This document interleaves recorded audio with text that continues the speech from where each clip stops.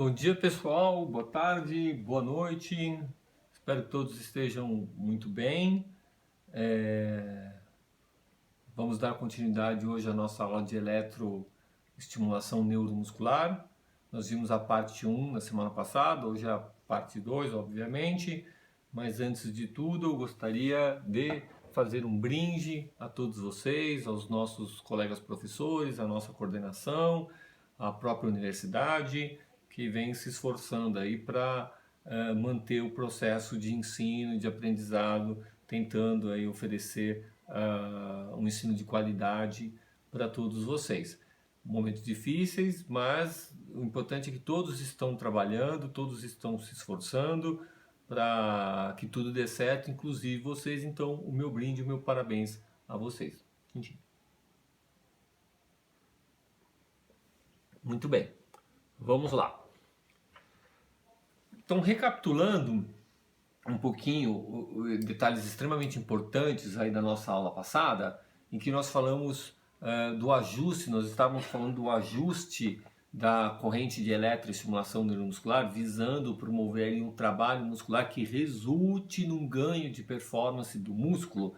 Nós falamos sobre a princípio do tipo de corrente e falamos também do pulso, frequência e intensidade. E aí, recapitulando rapidinho, nós fizemos algumas analogias em que o pulso é a força dessa pancada, ou o tempo que essa pancada permanece ali. É como se fosse o tempo que o som continua se propagando no ar, enquanto que o número de batidas que eu dou na mesa é a frequência.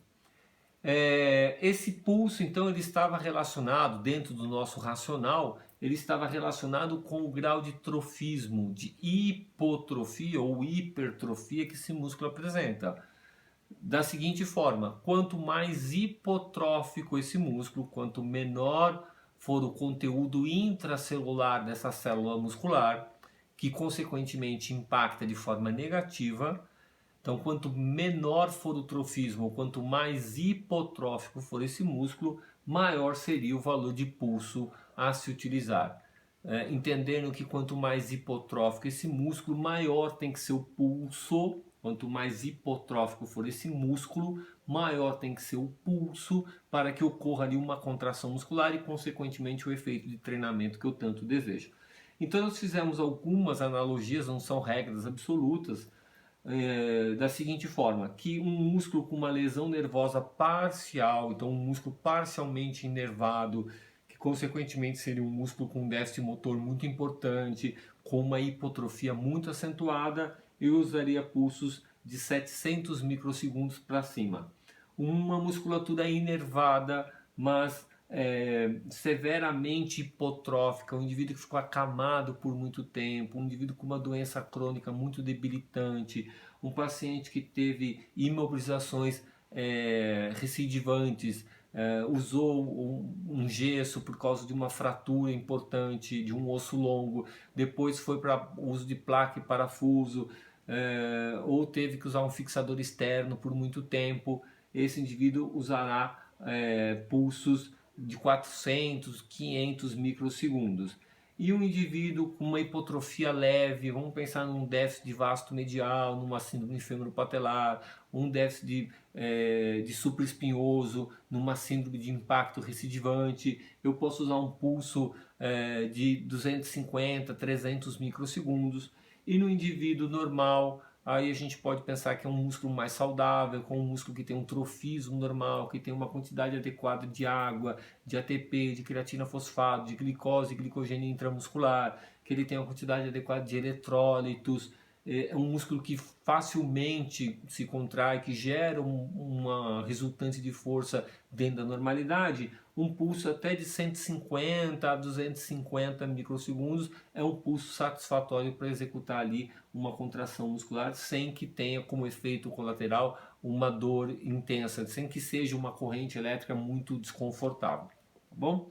A frequência, a analogia que nós fizemos é o tipo de treinamento que eu quero promover, é o tipo de adaptação que eu quero gerar naquele músculo. Então, quando o meu objetivo com aquela musculatura é promover com o uso crônico da eletroestimulação, usando a eletroestimulação como recurso de melhora da musculatura, né? Não estou falando de uma única sessão, estou falando de um tratamento. Quando o meu objetivo com esse tratamento é promover resistência, melhora de resistência muscular localizada, eu vou usar uma frequência abaixo de 30 Hz. Quando o meu objetivo com aquele programa de reabilitação, com aquele programa de fisioterapia, é promover ganho de força naquela musculatura, eu uso uma frequência acima de 80 Hz. E quando o meu objetivo é intermediário, é ganhar um pouco de resistência, um pouco de força, eu uso um valor de 50 Hz. Então, o pulso está relacionado ao trofismo, a frequência está relacionada ao objetivo que eu quero com aquela musculatura.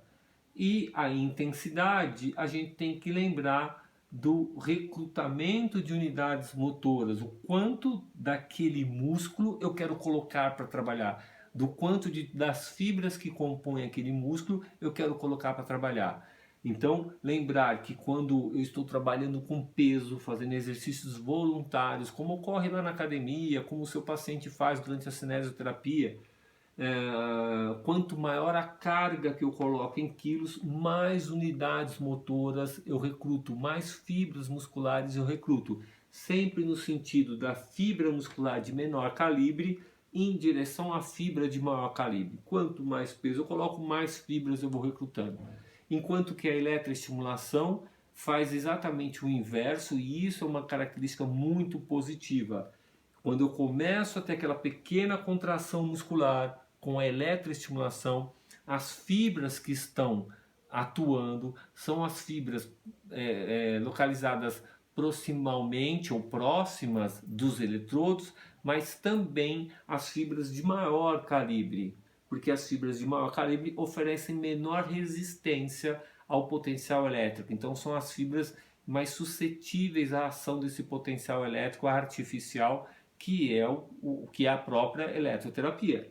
Então, quando eu começo a ter essa contração muscular, quem está executando essa contração muscular por meio da eletroestimulação? As fibras de grande calibre. E conforme eu vou aumentando a intensidade da corrente, eu vou recrutando mais fibras, agora no sentido da fibra de maior calibre para a fibra de menor calibre, o sentido inverso ao fisiológico. Desta forma, e isso é muito legal, desta forma, quando eu faço o exercício com carga voluntário associado à eletroestimulação, eu estou recrutando uma quantidade muito maior de fibras musculares, logo eu vou ter um efeito de treinamento muito maior para comparado àquele que eu teria usando a mesma carga. Então eu estou fazendo um exercício de flexão de cotovelo com 10 quilos, eu tenho um efeito de treinamento. Se eu uso o mesmo peso, os mesmos 10 quilos, mas eu coloco junto a eletroestimulação, eu tenho um efeito de treinamento muito maior usando a mesma carga. Tá? Por isso que é tão interessante. E nós terminamos a nossa aula passada aqui nesse slide. Tá? Então essa última frase é importante. O ganho de força está intimamente relacionado à intensidade do estímulo elétrico e, consequentemente, a tolerância individual do indivíduo. Então, quanto mais tolerante for o indivíduo ao estímulo elétrico, à intensidade desse estímulo, maior será o ganho de força dele. Se o indivíduo tolera altos estímulos elétricos, ele terá efeitos positivos ainda maiores e bem mais rápidos. Então, de novo, como eu disse na aula passada, é importante informar o paciente que este recurso, ele é um recurso ele pode ser um recurso desconfortável, mas que se o indivíduo conseguir tolerar aquele desconforto, melhor, porque a corrente será então ainda mais eficiente, ok? Muito bem. Então, continuando a nossa aula, alguns outros parâmetros que nós precisamos abordar na hora de ajustar o aparelho nesse paciente. Então, o tempo de contração e o tempo de relaxamento. O que a gente precisa ter em mente aqui é que quem acaba determinando o tempo de contração e o tempo de relaxamento é o próprio exercício, as características do exercício. Pessoal, eu vou pedir licença um minutinho só para eu verificar se está gravando direitinho o aparelho aqui, tá? Ok, parece que tudo está correndo muito bem. Então vamos lá. Então, no aparelho existe o que a gente chama de T-on e T-off. T-on é tempo on ou tempo ligado. Não confundam, isso aqui não é o tempo total de eletroestimulação. É o tempo que entra a contração e o tempo que relaxa o músculo. Porque essa eletroestimulação ela não precisa ser contínua, assim como muitos exercícios também não são. Quando você vai trabalhar com pesos, tanto para ganhar força como resistência muscular, você trabalha com séries e repetições. Então tem 3 séries. Se tem 3 séries, tem ali 2 pausas entre estas séries, que é o tempo de recuperação. A eletroestimulação é a mesma coisa, ou poderia ser a mesma coisa. Então a gente tem que pensar assim: se o ideal é fazer a eletroestimulação junto com o exercício físico, quem vai determinar os ajustes de tempo é a característica do exercício ou as características do exercício que você está utilizando. Então a gente pensa assim, ó, para cada um movimento de amplitude articular total, ou seja, uma flexão de cotovelo, saindo aqui da extensão para a flexão total de cotovelo, com um peso na mão, a gente calcula mais ou menos 1,2 segundos para cada um movimento.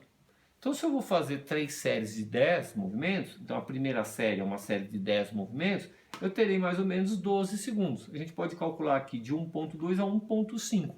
Então, eu teria de 12 a 15 segundos, mas vamos optar por 12 segundos. Então, eu coloco ali no aparelho que o tempo on será um tempo de 12 segundos. E aí, daqui a pouco, a gente discute a parte do tempo de relaxamento, tá? Mas aí eu vou dar a pausa, que é o relaxamento, aí ele volta a fazer 12 segundos, o paciente volta a fazer 10 movimentos, tem a pausa, ele volta a fazer 12 segundos junto com os 10 movimentos. Então ele está fazendo séries de 10 movimentos e o tempo de eletroestimulação é de 12 segundos, juntamente com os 10 movimentos. Mas imagine agora que você está trabalhando com um paciente neuropata, que ele vai fazer um movimento de grande amplitude, de um grande segmento corpóreo. Então ele vai fazer, por exemplo, uma diagonal de Cabot de todo o membro superior, e ele faz isso com muita dificuldade, e você, terapeuta, ali do lado, auxiliando, incentivando: vamos lá, seu Manuel, vai fazendo, continua subindo, vamos lá, você vai ajudando, um exercício ativo, um passivo assistido, algo do gênero, e ele leva mais tempo para executar um único movimento. Tudo bem, você coloca ali 4 segundos. Por exemplo, não calcula 1,2 segundos para cada movimento. Ele fica, a eletroestimulação continua, ela é contínua ali na entrega da corrente elétrica por 4 segundos, que é o tempo de eu fazer um único, ou do paciente fazer um único movimento. Aí corta a corrente, para a corrente, e o paciente volta para a posição original. E aí ele volta a fazer o movimento, tá? Então, só para ficar mais claro, a gente poderia, por exemplo, colocar 4 segundos de tempo on e 4, 8, 12 segundos de tempo off. Então ele faz um movimento com grande dificuldade, levando aí aproximadamente 4 segundos, ele volta, descansa 4 segundos, 8 segundos e já faz de novo o próximo movimento. Lembrando que neste exemplo, a execução de um único movimento é muito difícil para esse paciente, ele é demorado, ele é neurologicamente difícil, às vezes metabolicamente nem tanto, mas neurologicamente muito difícil. Então eu dou mais tempo para esse indivíduo fazer esse um único movimento. Agora, a gente também pode usar a eletroestimulação como complemento, não só a exercícios localizados, exercícios com efeito localizado, mas também em exercícios que têm um objetivo mais sistêmico, como os exercícios aeróbios, onde nós queremos melhorar a capacidade aeróbica, a capacidade cardiorrespiratória e vascular desse indivíduo. Então, os exercícios aeróbios são exercícios realizados com intensidade moderada, na maioria das vezes, por um longo período, 20, 30, 45 minutos. E não tem pausa, é contínuo. É a bicicleta ergométrica, por exemplo, uma esteira. Tá? Mais à frente, no decorrer da aula, eu vou mostrar um vídeo para vocês bem interessante.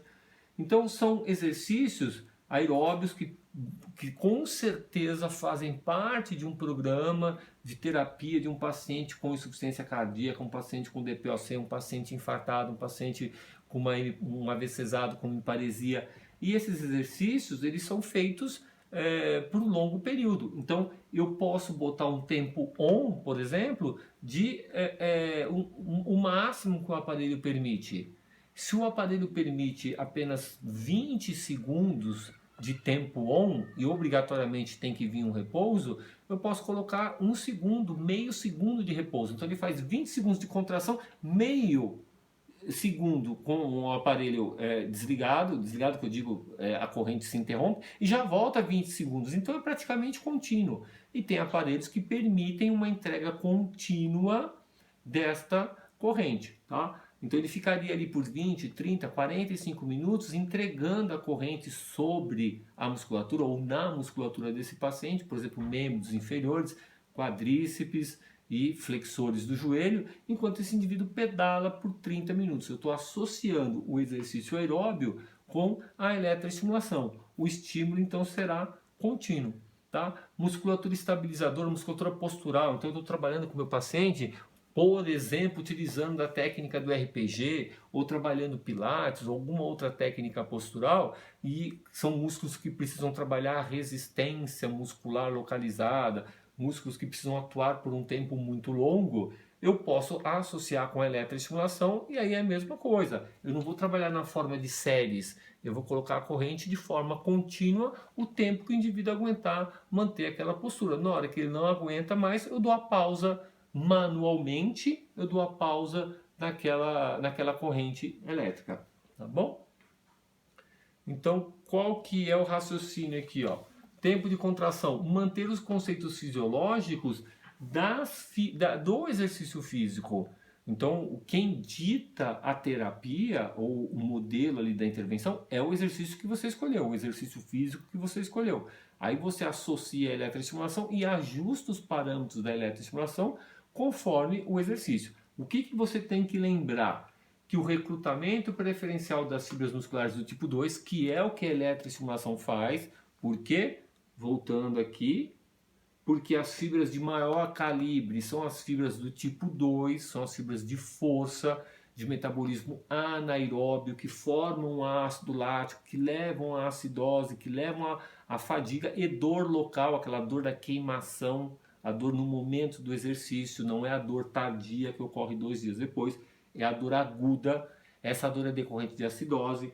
Então sempre que eu faço um exercício e eu associo a esse exercício a eletroestimulação a possibilidade do indivíduo chegar à fadiga ali rápida, a fadiga durante a execução do exercício é maior, ela pode ser mais rápida, porque eu estou botando para trabalhar durante aquele exercício fibras musculares que fazem mais acidose. Isso não é contraindicação, isso não é nenhum problema. Na hora que o indivíduo não aguenta mais fazer exercício, eu paro, deixo ele se recuperar e volto a fazer a série dele, ok? E que a crioterapia ela pode amenizar isso daí, mas a ideia aqui não é associar a crioterapia com esse tipo de trabalho, tá? Com o trabalho de eletroestimulação neuromuscular. O mais interessante aqui seria você fazer a crioterapia depois, algo que a gente já discutiu dentro dessa disciplina, utilizando a crioterapia pós-treinamento, pós-atividade esportiva, pós-cinesioterapia, com o propósito de amenizar a resposta inflamatória. Tá, e o relaxamento? A gente falou do tempo on, agora é o tempo off. Quanto tempo de pausa eu dou entre cada intervenção associada de exercício e eletroestimulação? A maioria dos aparelhos funciona da seguinte forma: ele tem a opção off, e mesmo na opção off tem 2 segundos de recuperação.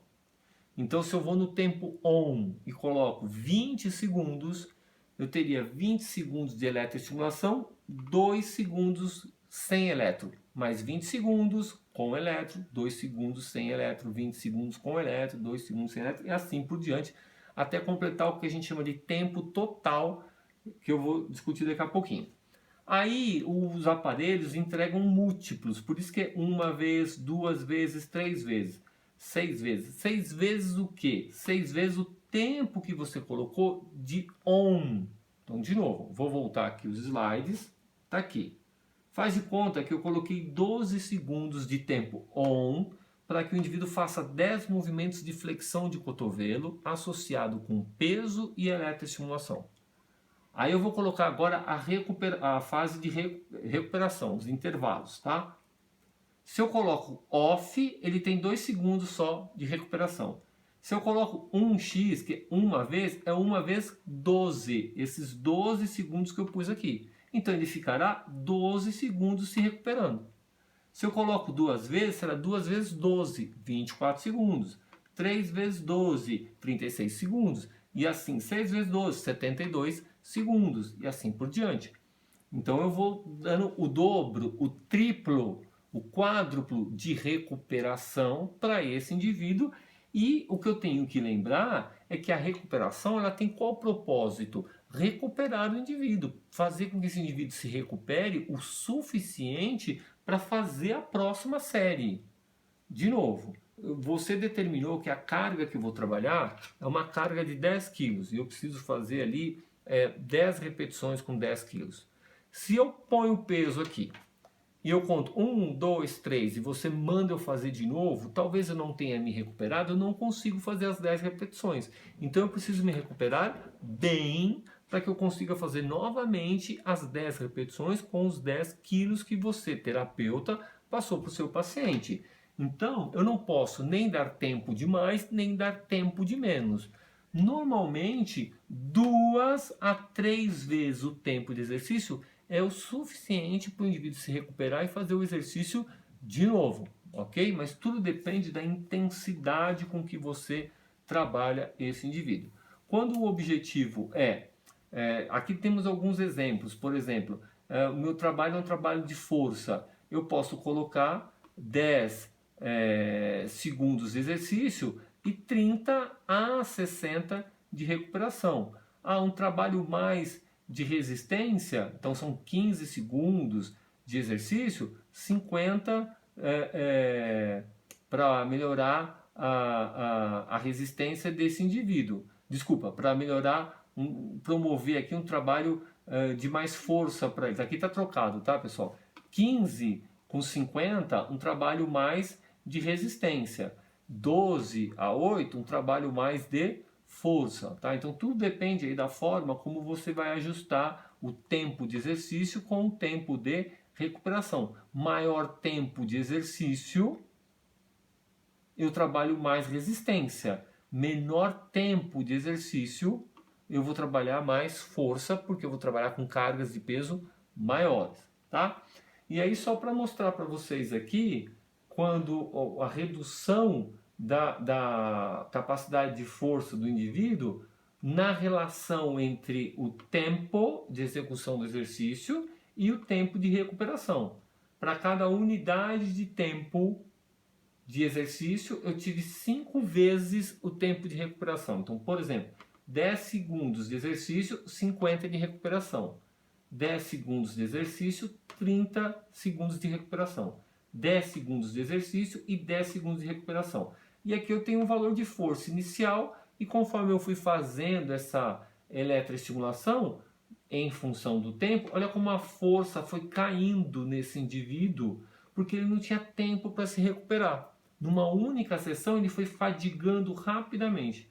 E nessa sessão, onde ele tinha bastante tempo para se recuperar entre cada exercício, a força dele se manteve praticamente a mesma. Ele conseguia repetir aquela carga, descansava, repetia a carga, descansava, repetia a carga, descansava. Aqui não. Aqui ele não conseguia repetir a carga, ele tinha que abaixar a carga, abaixar a carga, abaixar a carga, para ele conseguir fazer o exercício, porque o tempo de recuperação dele era muito pequeno. Ok? Um outro parâmetro que a gente tem que ajustar. Rampa. As rampas é o seguinte, vamos dizer que você tenha ajustado a sua corrente para um determinado valor de pulso, frequência e intensidade, tá certo? Só que quando você liga o aparelho, quando o aparelho começa a jogar a corrente elétrica no paciente, ele leva um tempinho ali para chegar nos parâmetros que você determinou. E eu posso mudar esse tempo que ele leva, essa rampa, esse tempo que ele leva para chegar nos parâmetros que você determinou. Que é esta parte aqui ó, de ascensão, ó, só essa parte aqui. Tá? A maioria dos aparelhos, eles vêm ajustados para 2 segundos. Deixa eu mostrar aqui, ó. Aqui, ó. Leva 2 segundos para chegar nos parâmetros que você determinou. Tá? Como que a gente pode mexer com isso? Na maioria das vezes não há necessidade. Utilize como está lá, porque já é o suficiente. Mas quando eu prolongo esse tempo de subida, então começa a corrente bem fraquinha, ela vai aumentando lentamente até chegar no parâmetro que você determinou, por exemplo, 5 segundos, eu torno essa corrente mais agradável, porque o paciente vai sentindo aquele aumento lentamente. Pensa no contrário.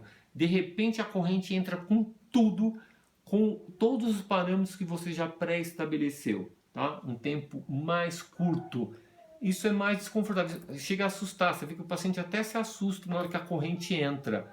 Então um tempo mais longo torna a corrente mais suave. A questão isso é importante num quadríceps? Talvez não, mas numa eletroestimulação facial, numa pessoa que teve uma paralisia facial, sendo a face uma musculatura, sendo a face uma região tão inervada e sensível, talvez prolongar a rampa, colocando 5 segundos, seja uma opção mais interessante para que essa eletroestimulação não seja tão desconfortável.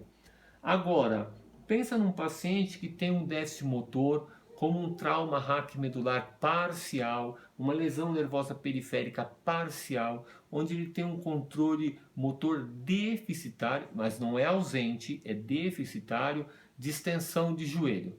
Então, na hora que ele dá uma ordem para estender o joelho, a perna dele não consegue gerar potência suficiente para fazer uma extensão completa. Quando eu coloco um tempo curto, imagine agora eu zerando a rampa, não dá para zerar, mas imagine isso, zerando a rampa, e a corrente quando ela se inicia, ela já se inicia neste valor, no valor que você pré-determinou de pulso, frequência e intensidade. Todas as fibras musculares que iriam reagir a essa eletroestimulação, elas vão reagir ao mesmo tempo, porque todas serão recrutadas ao mesmo tempo, porque a corrente está entrando com tudo.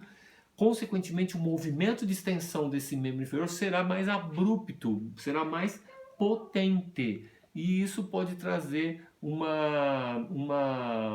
resultado psicológico positivo do paciente ver o membro dele ali se estendendo de forma mais eficiente, pode ser um fator motivacional e aí esse indivíduo consegue ter um envolvimento maior com a terapia, tá? Quando a gente zera o tempo de rampa, na maioria dos aparelhos ainda existe esse tempinho de 0,2 segundos para ele sair daqui, que é do nada para os parâmetros que você pré-determinou, tá bom? Muito bem. Tempo total. Então a gente falou tempo on e tempo off, que é o tempo que contrai e o tempo que relaxa. Depois as rampas. E agora o tempo total. O tempo total é o tempo total de terapia que eu farei com eletroestimulação nesse indivíduo. E aí o que a gente precisa lembrar é o seguinte. Vamos dizer que você fará um trabalho de fortalecimento de flexores do cotovelo no seu paciente. E aí você optou por fazer 4 séries de 10 repetições com 80% de carga do que esse indivíduo é capaz de levantar. Então 80% de um RM, de uma repetição máxima, ou 80% da contração voluntária máxima desse indivíduo. Então é um trabalho de força, um trabalho pesado. E esse indivíduo fará aí 8 repetições, por exemplo, com 80%. Bom, difícil, um trabalho bem intenso, tá? Pode ser que ele nem consiga fazer as 8 repetições, mas ele tentará fazer isso daí. Então ele faz uma série com apenas 8 repetições. 8 repetições, é uma coisa rápida. Você leva aí 10 segundos para fazer 8 repetições. Aí ele descansa 20 segundos. Faz mais 10 segundos, descansa 20, faz mais 10 segundos, descansa 20, faz mais 10 segundos, descansa 20. Ele levou aí basicamente 2 minutos para treinar, contando o exercício e o intervalo. Então em 2 minutos, e aí vamos chutar um extra aí, mais 1 minuto, então são 3 minutos. Em 3 minutos ele treinou a musculatura flexora do cotovelo e treinou com intensidade, um treinamento efetivo. Então eu não preciso fazer meia hora de eletroestimulação. Se eu estou fazendo esse treinamento com 80% de carga e estou associando agora com a eletroestimulação, tornando esse trabalho ainda mais intenso, esses 3 minutos é tempo necessário, é tempo suficiente para fazer esse trabalho. Então qual é o tempo total? 3 minutos. Qual é o tempo on? Se ele vai fazer 8 repetições, dá uns 10 segundos. 10 segundos de eletroestimulação com 20 segundos de tempo off. Depois mais 10 de tempo on, 20 segundos de tempo off. 10 segundos de tempo on, mais 20 segundos de tempo off. E em 3 minutos eu acabei o meu treinamento, a minha reabilitação de flexores do cotovelo neste exemplo. Então o meu tempo total foi de 3 segundos, porque quem determinou o tempo total foi o tipo de exercício que eu estou utilizando. Agora, aquele outro exemplo que a gente discutiu, eu vou pegar um paciente com DPOC, vou colocá-lo na bicicleta para ele trabalhar por 30 minutos, para fazer ali um exercício cardiorrespiratório e vascular, um exercício aeróbio, de metabolismo predominantemente aeróbio, que é importante para esse paciente, e eu farei isso por 30 minutos, eu coloco a eletroestimulação, tempo total, 30 minutos. Tá certo? Coloquei ele no quadríceps dele, coloquei nos isquios de ambas as pernas e ele vai trabalhar por 30 minutos, bicicleta com eletroestimulação, porque a eletroestimulação vai tornar aquele exercício ainda mais eficiente, tá? Então, o exemplo aqui faltou o acento em séries, né? Paroxítona terminada de tom crescente, então, ou como variável, toda paroxítona terminada em EL é acentuada, então sempre aquela regra, aproveitando para a gente rever as regrinhas de acentuação da língua portuguesa, sempre que eu encontro algum erro meu, né? Eu que não coloquei o acento. Então 4 séries e 10 repetições com 1 minuto de intervalo entre 4 séries, entre cada série, né? 4 séries com intervalo de 1 minuto entre cada série, fazendo aqui, por exemplo, 10 repetições. A gente viu, vou voltar aos slides, ó, a gente viu que para fazer 10 repetições, eu levo basicamente uns 12 segundos.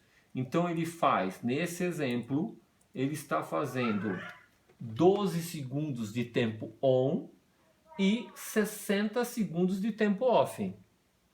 E quando eu fizer isso por 4 vezes, que são as 4 séries, vai totalizar 5 minutos. Um pouquinho mais aí de 5 minutos, tá? E esse é o tempo total de terapia. E tá errado? Não, tá certíssimo, pessoal, porque foi uma intervenção localizada num determinado grupo muscular. Agora eu posso mudar, fazer a eletroestimulação no outro músculo. Imagine vocês trabalhando manguito rotador de um paciente que tem síndrome de impacto tem recidiva de síndrome de impacto. É isso aqui, não é meia hora, 1 hora fazendo eletroestimulação. É o exercício voltado para os diferentes exercícios, os diferentes movimentos voltados para o manguito rotador. Lembrar que o manguito rotador não faz só rotação externa, ele faz rotação interna, ele faz o início da abdução. Então tem vários exercícios diferentes que eu vou usar para fortalecer o manguito rotador e eu posso associá-los com a eletroestimulação. Então não é meia hora trabalhando isso, tá? É rapidinho. Ou um exercício aeróbio, que é sim um exercício mais longo, este sim eu vou fazer um tempo total maior de eletroestimulação. Ok? Muito bem. Eletrodos. Existem eletrodos de superfície, que é o que nós utilizamos. Existem eletrodos que são invasivos, que são utilizados em outras situações. Não é de rotina durante uma intervenção terapêutica ou durante um tratamento fisioterapêutico usar o invasivo, porque implica em todo um risco de infecção, né, porque você está perfurando o tecido do indivíduo, então obviamente que o de superfície é o mais indicado. Aqui eu tenho exemplificando os eletrodos autoadesivos, que possuem um gel, eles são antibacterianos. O ideal aqui, a recomendação é que ele seja descartável, usou e jogar fora. Mas isso é um pouco fora da nossa realidade, né? Porque para nós aqui é um material mais caro, diferente de outros países onde, nos Estados Unidos, por exemplo, onde isso é muito barato. Então a recomendação aqui é que você coloque o nome do paciente e um único paciente usa aquele conjunto de eletrodos que estão voltados para ele, né? Você não vai usar um mesmo eletrodo em pacientes diferentes, ok? Eles têm diferentes formas, a forma não é tão relevante, né? Um eletrodo oval comparado a um retangular que cobre basicamente a mesma área não tem a menor diferença. Agora, o que realmente importa é o tamanho desse eletrodo.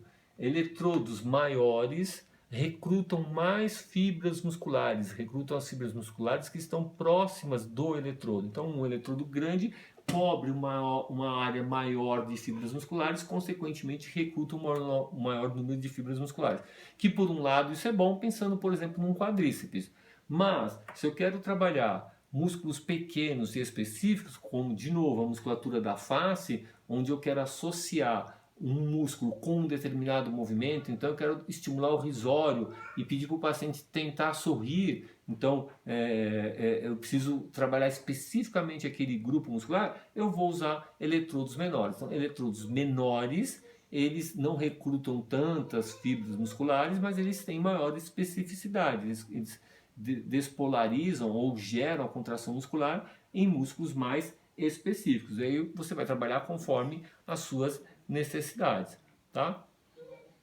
O local do eletrodo ou do local do eletrodo ou local de eletroestimulação. Colocar um eletrodo sobre o ponto motor. Então, preciso para isso identificar o ponto motor, que é a junção mioneural. É ali na terminação do axônio e o ponto ali onde esse axônio faz a sua relação com a musculatura, a fenda sináptica ou o botão sináptico, também denominado como junção mioneural ou placa motora. É nesse local que eu terei a maior efetividade da eletroestimulação. É importante isso durante a terapia? Não, não é importante. Isso é extremamente importante para quem vai fazer uma pesquisa científica, onde você precisa se certificar que em todos os pacientes ou todos os voluntários da sua pesquisa, você fez a eletroestimulação utilizando ali do ponto motor, para não dizer que o grupo A, o efeito foi maior que o grupo B, mas coincidentemente no grupo A você, sem saber, colocou os eletrodos no ponto motor, consequentemente a eletroestimulação foi mais eficiente. E você não sabia que você tinha colocado o eletrodo no ponto motor daqueles pacientes, comparado com o outro grupo. Então isso pode contaminar, pode ser um viés, um erro na sua pesquisa. Mas no dia a dia não. Porque no dia a dia, o importante, lembram da intensidade, o parâmetro intensidade? Qual que era a ideia da intensidade? A mais alta possível. Então, independente de onde está esse eletrodo, se ele está ou não sobre o ponto motor, o importante é que você trabalhe com essa informação. O importante é que você aumente a intensidade para gerar uma boa contração muscular. Tá? Então, imagine agora o seguinte.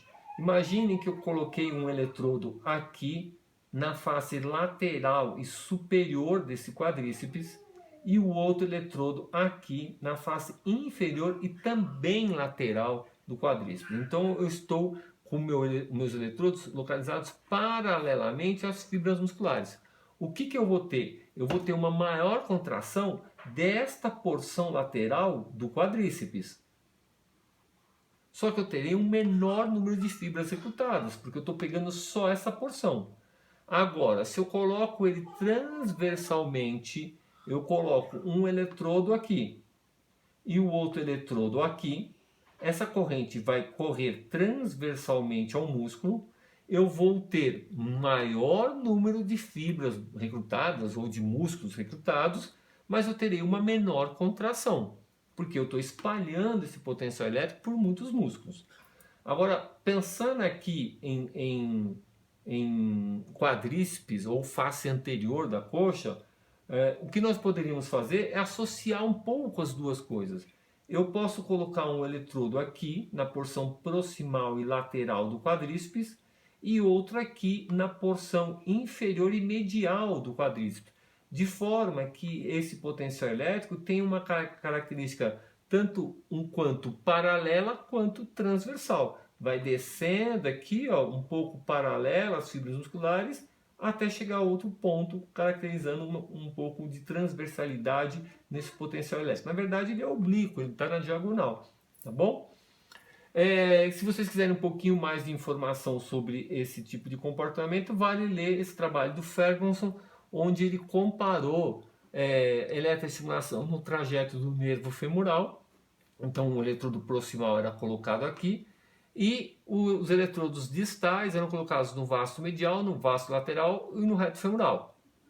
Comparando com outro grupo, ou na verdade o mesmo grupo, só que no membro contralateral, onde tinha o eletrodo apenas no vasto medial e no vasto lateral. Tá? Fica aí um pouquinho de lição de casa para vocês olharem pelo menos ali no abstract, no resumo do trabalho, qual que foi o efeito dessa comparação aqui. Tá? Bom, contraindicações.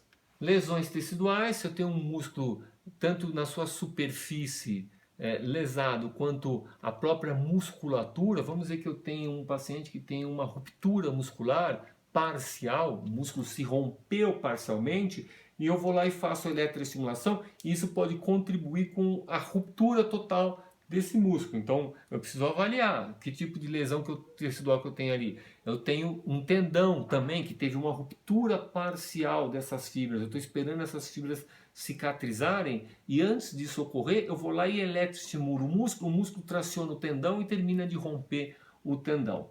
Usuários de marca-passo, quando a aplicação da eletroestimulação for no tórax, lesões musculares graves, como eu acabei de falar, hiperalgesia, o paciente que tem um limiar de dor muito baixo, então qualquer estímulozinho acaba gerando uma resposta de dor muito intensa, eu não consigo trabalhar a eletroestimulação. Vamos imaginar um cenário de um paciente idoso, fragilizado, que tem uma sensibilidade aumentada, eu vou lá e tento fazer a eletroestimulação. Lembrando que a eletroestimulação neuromuscular, a intensidade é uma variável importante. Quanto maior a intensidade, mais efetiva é a eletroestimulação. Eu não consigo aumentar a intensidade ao ponto, nesse paciente, eu não consigo aumentar a intensidade ao ponto de ter uma boa resposta muscular. Então nem adianta fazer a eletroestimulação. Eu tenho que ter algum grau de contração promovido só pela eletroestimulação. Aí eu associo com exercício voluntário, aí a minha terapia começa a ser eficiente, tá? Mas quanto maior for a contração promovida pela eletroestimulação e agora sim associado com o exercício, mais eficiente é a intervenção. E existe uma questão aí com relação ao paciente sedado. Se a gente deve ou não, isso não tem um consenso, ainda muito se discute sobre o assunto, porque no paciente sedado eu posso fazer eletroestimulação para evitar que ele tenha perda de performance muscular, perda de massa muscular. Eu mostrei isso na aula anterior. Eu posso usar a eletroestimulação para evitar que ele tenha perda de massa muscular. Mas é um paciente sedado que eu não sei o que ele está sentindo. Então eu vou lá, coloco a eletroestimulação, vou aumentando até eu visualizar uma contração muscular. Mas será que aquilo está desconfortável? Não está desconfortável? A gente não tem muito ainda informação sobre isso. Então não existe um consenso se a gente pode ou não fazer num paciente sedado. Por enquanto fica a critério do terapeuta.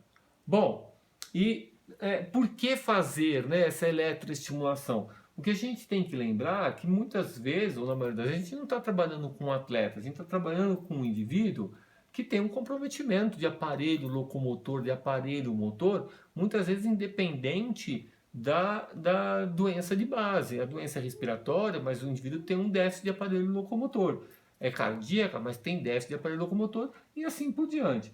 Então, nesse gráfico, a gente tem aqui no eixo Y a massa muscular do indivíduo, no eixo X o tempo que percorre, e a gente tem o nível de massa muscular do indivíduo saudável, que já é menor no indivíduo com doença crônica, insuficiência cardíaca, nefropatas, hepatopatas, o paciente, o pneumopata e assim por diante.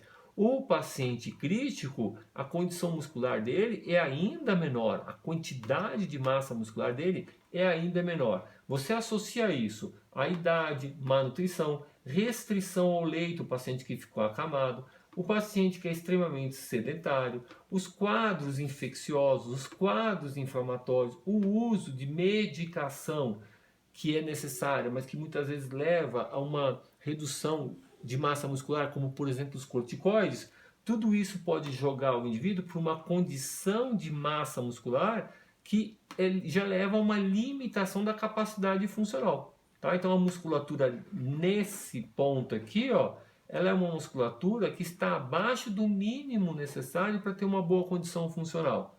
Esse paciente que se agravou, então, ele pode, no decorrer do tempo, ir a óbito ou sobreviver e entra numa fase de recuperação que é aí que entra o fisioterapeuta tentando jogá-lo para um cenário que está acima da limitação funcional, ou seja, um paciente que não apresenta limitações, que tem condições de fazer as suas AVDs, e isso está relacionado à quantidade de músculo que ele tem ou à eficiência muscular.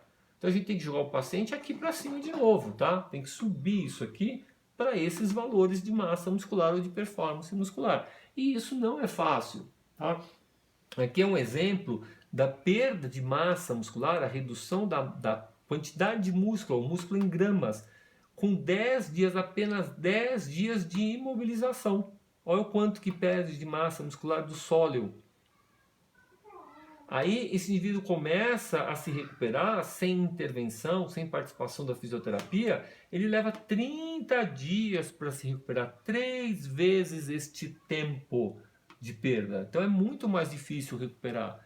Esse outro estudo, que foi uma análise da musculatura de ratinhos, a gente pode observar a redução da expressão de marcadores musculares, RNA mensageiros envolvidos com a cascata trófica do músculo, e a gente consegue observar que eles têm padrões temporais diferentes. Alguns se reduzem já no primeiro dia de imobilização do segmento corpóreo, outros com 4 dias, outros com 7 dias, outros com mais de 14 dias. Então a perda de massa muscular ela é um processo contínuo que já começa com o primeiro dia de imobilização do segmento corpóreo. Com 2 dias, o indivíduo acamado já tem aumento da frequência cardíaca, a frequência aumenta porque o volume sistólico diminuiu. É uma tentativa de manter o mesmo débito cardíaco. Como? Aumentando a frequência cardíaca, uma vez que o volume sistólico está menor. Por que o volume sistólico diminuiu? Por redução da força de contração do músculo cardíaco. Tá? Isso leva a uma redução da reserva cardíaca, que é o seguinte: se esse coração agora bate mais vezes, e é durante a diástole que ocorre a perfusão do músculo cardíaco, então pensa assim, ó, o coração contraiu, aí ele relaxa. É quando ele relaxa que entra o sangue pelas coronárias perfundindo o músculo cardíaco. Então o tempo que ele fica relaxado é importante, que é o tempo diastólico. Se eu tenho uma frequência cardíaca mais alta, o tempo que esse coração se mantém relaxado, o tempo que ele se mantém diástole está diminuído. Então a perfusão pode ficar reduzida. Então eu tenho um coração que tem a sua força reduzida e a perfusão dele está reduzida. Logo a reserva cardíaca do indivíduo diminui. Com 20 dias de repouso no leito, o indivíduo tem queda de quase 30% no VO2, 25% no volume sistólico e, consequentemente, um aumento de 20% na frequência cardíaca. É um coração que está menos eficiente, consequentemente trabalhando mais. A parte da musculatura esquelética também. Eu tenho uma queda de força muscular de 10 a 15% por semana no indivíduo que só se mantém em repouso, é o paciente que está no leito e não faz fisioterapia, não faz nada. E se o segmento corpóreo estiver imobilizado, uma perna engessada, um braço engessado, ele pode perder 50% da sua força em 2 semanas. E esse processo de atrofia, de prejuízo na síntese de proteína muscular, ele acontece já no primeiro dia, como eu citei para vocês. Uma redução de 20% na velocidade de síntese de proteína muscular e uma redução de 50% na velocidade de síntese de proteína muscular com 1 dia e 28 dias, respectivamente, de imobilização de um segmento corpóreo. Tá? E esse comprometimento ele é muito acentuado. O aumento da quebra de proteína muscular e a redução da síntese de proteína muscular no indivíduo que faz uso de corticoide e que está há 14 dias restrito no leito, acamado ali no hospital, é igual do indivíduo que apresenta queimadura de mais de 70% do corpo. Então, o fato da pessoa ficar restrita ao leito e ainda por cima tomando corticoide, embora saudáveis, né? Isso foi um experimento feito com indivíduos saudáveis, ele é semelhante ao indivíduo que está internado com queimadura de grande área no corpo. Tá? A mesma coisa, a redução da massa, desculpa, a redução da força muscular em diferentes indivíduos que estão em unidade de terapia intensiva quando comparados com indivíduos controles. Os valores são sempre menores nestes pacientes que estão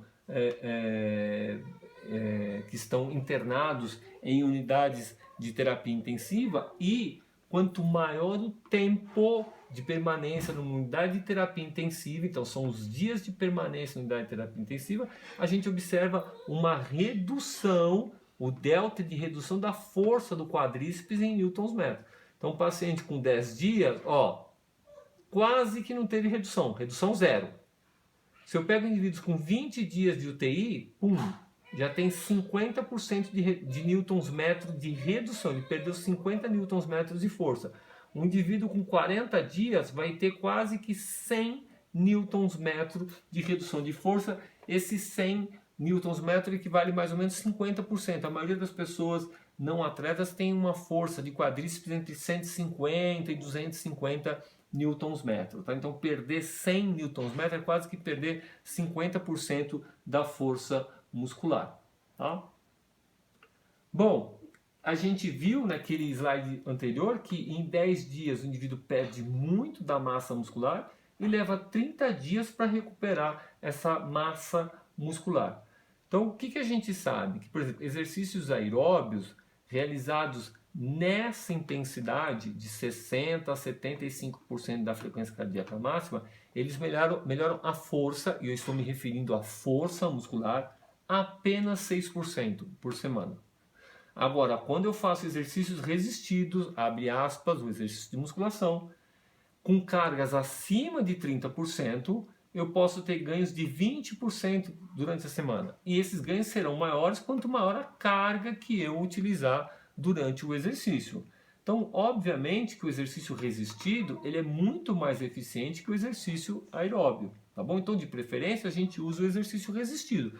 E se ainda por cima eu pego esse exercício resistido e faço associado à eletroestimulação, que é o que eu venho propondo para vocês durante o decorrer dessas duas últimas aulas, eu terei um cenário muito mais eficiente para dar a esse indivíduo o que eu gostaria, que é força muscular. A gente tem que lembrar, dar a ele performance muscular. A gente tem que lembrar da dificuldade que é para uma idosa subir um degrau de um ônibus porque o degrau é muito alto. Que não é só uma questão de amplitude de movimento, é força muscular para deslocar o próprio peso contra a gravidade. Então eu preciso trabalhar essa musculatura de forma eficiente. E se eu estou associando esse exercício resistido à eletroestimulação, a minha intervenção será mais eficiente e esse é o nosso objetivo. Por isso dessa frase que eu tanto falo para vocês em diversas aulas, em diferentes anos de formação do aluno, aluno no segundo ano, terceiro ano, quarto ano e assim por diante.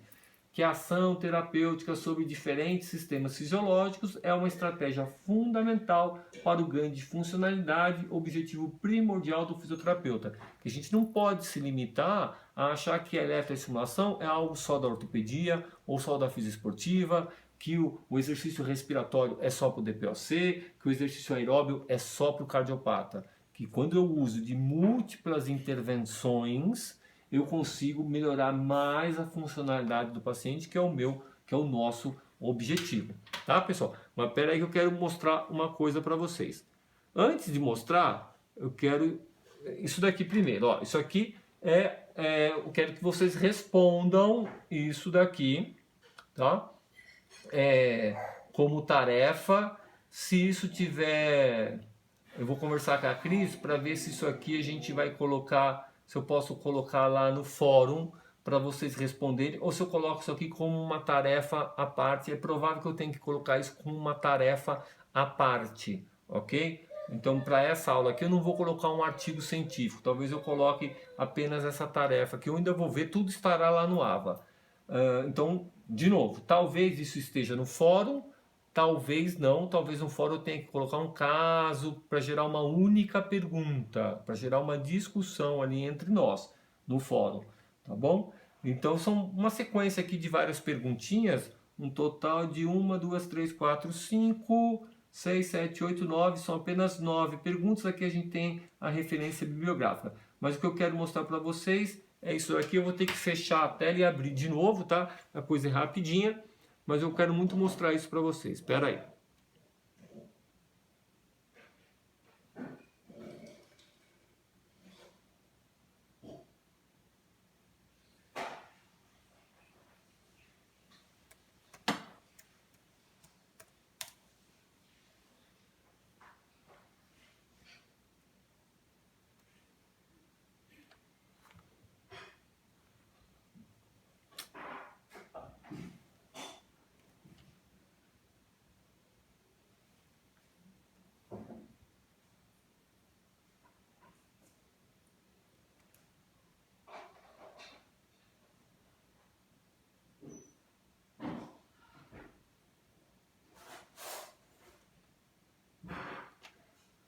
Esse aqui é o Nelson, é um paciente com um trauma raquimedular em T10, vítima de ferimento por arma de fogo. Deixa eu dar uma olhadinha se está gravando. Sim, está gravando. Muito bem. Cadeirante, ok? Cadeirante. Ele faz treino, fazia isso aqui quando trabalhava num outro local. Ele é cadeirante e ele faz o treino com a gente usando esse tutor longo aqui. Qual que é a ideia aqui desse paciente, com este paciente? Ó, não é um treino para marcha, porque devido à lesão medular que ele teve, ele não tem um prognóstico de marcha. Mas como ele tem essa lesão que não é completa em T10 e ele tem um pequeno controle ali de flexores de quadril e um pequeníssimo controle de extensão de joelho, uma coisa mínima, ele consegue fazer uso do tutor com apoio de membro superior e se manter em pé com o uso desse tutor longo, tá? Com essa órtese de extensão de membro inferior. O que mantém o joelho dele travado em extensão é a órtese, porque se eu tiro a órtese ele cai, ele desaba. Então, com essa órtese, mantendo-o em extensão, a gente consegue fazer esse treino de marcha. O objetivo aqui é fazer treino de marcha? Não. O objetivo aqui é fazer um treinamento aeróbio, porque pacientes cadeirantes também têm déficit de capacidade cardiovascular, cardiorrespiratória. Então, nessa situação aqui, a gente consegue fazer um treinamento aeróbio, ok? Elevação da frequência cardíaca, elevação da frequência respiratória e assim por diante. E aí ele faz o treino com a gente. Por exemplo, começou com 10 minutos, 15, foi aumentando, até chegou num ponto onde ele fazia 45 minutos de treinamento aqui, suando, frequência cardíaca lá em cima. Mas com o propósito de aumentar a intensidade desse trabalho, quais as opções que nós teríamos em situações rotineiras? Aumentar a velocidade da esteira ou aumentar a inclinação da esteira. E as duas opções, elas são inviáveis para um indivíduo que se mantém com o joelho estendido o tempo todo, porque para correr ou para subir a rampa de uma esteira inclinada, eu preciso flexionar o joelho, coisa que o Nelson, o nosso colega aqui, nosso paciente, não consegue fazer, por causa da órtese em extensão. Então, como é que eu faço para botar mais músculo para trabalhar? A gente passou a usar a eletroestimulação. Então eu coloco a eletroestimulação na musculatura de membro inferior dele, quadríceps, isquios. Esses músculos contraem. Eles estão ajudando com a marcha? Não, porque eles contraem de forma aleatória. Eles não estão contraindo de forma a executar o movimento da marcha. Eles contraem simplesmente para gerar gasto energético, para gerar atividade metabólica, atividade muscular, o que vai fazer com que o coração trabalhe mais para mandar mais sangue para esses músculos de membro inferior, porque esses músculos passaram a trabalhar mais a partir do momento em que eles estão sendo eletroestimulados. Essa é a ideia. Entendeu? Então ainda é um trabalho aeróbio, onde eu aumentei a intensidade do trabalho por meio do aumento de contrações musculares. Só que essas contrações são promovidas pela eletroestimulação, porque este paciente voluntariamente não consegue contrair esses músculos, tá? Então a gente saiu de uma condição que ele estava já adaptado, por exemplo, depois de um ano de treinamento, para uma condição nova, um estímulo novo, que é o nosso objetivo, continuar dando estímulo, estímulo, estímulo para esse paciente, tá? Deixa eu mostrar uma outra sequência desse mesmo paciente, quer ver?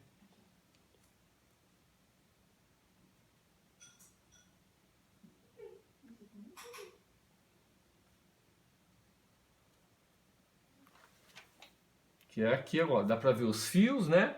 A eletroestimulação. Esse TheraBand é só para forçá-lo a usar um pouco a musculatura do abdômen, porque o TheraBand quer puxar o quadril dele para trás, no sentido posterior, e aí eu peço a ele que force o TheraBand à frente. Foi uma outra maneira que nós encontramos para aumentar a atividade muscular e aumentar o trabalho. Aqui a esteira está bem rápida, tá vendo? Mas é o máximo que a gente consegue. Não dá para colocá-lo para correr, tá? Então é isso. Pessoal, obrigado pela atenção de vocês. Qualquer dúvida estou à disposição pelo WhatsApp. Lembrar que nós teremos algumas atividades ali no AVA. Por favor, acompanhem direitinho.